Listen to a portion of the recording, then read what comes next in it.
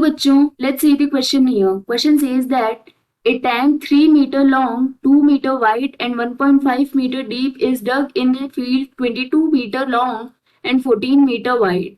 If the earth dug out is evenly spread out over the field, the rise in the level of the field will be. We will start the solution here. और सबसे पहले इस case में हम start करते हैं की concept के साथ. So for this case, की कॉन्सेप्ट ये हो जाएगा equal to volume of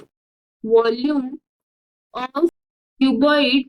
this is equal to length multiplied by breadth multiplied by height.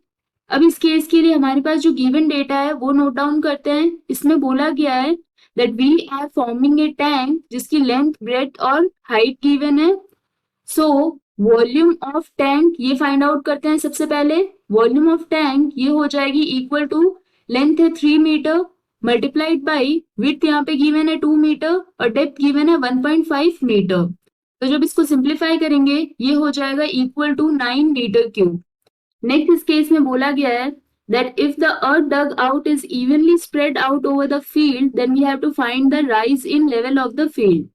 तो यहाँ पे हम फाइंड आउट करेंगे अब एरिया ऑफ फील्ड जिस एरिया में सॉइल स्प्रेड की गई है. तो ये हो जाएगा equal to length of the field which is 22 metre multiplied by width of the field 14 metre and इसमें से हमें माइनस करना होगा area of tank. So for that case length of tank ये है 3 मीटर मल्टीप्लाइड बाय विड्थ है 2 metre. So when we simplify this is equal to 302 metre square. Now to find out the rise in level of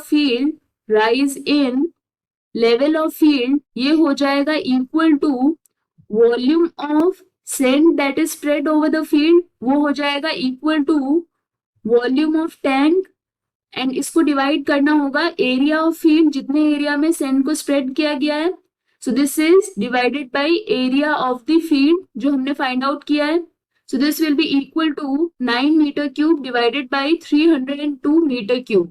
यहाँ पे unit आएगी metre में but जैसा कि हम देख सकते हैं ऑप्शंस में यूनिट गिवन है centimetre. So we will multiply it by 100. So this will be the rise in level of field in centimetre. When we simplify this 900 divided by 302 ये हो जाएगा equal to 2.98 centimetre. That is for this case rise in level of the field this will be equal to 2.98 centimeter which is option C. This is the final answer. I hope you understood the explanation. All the best.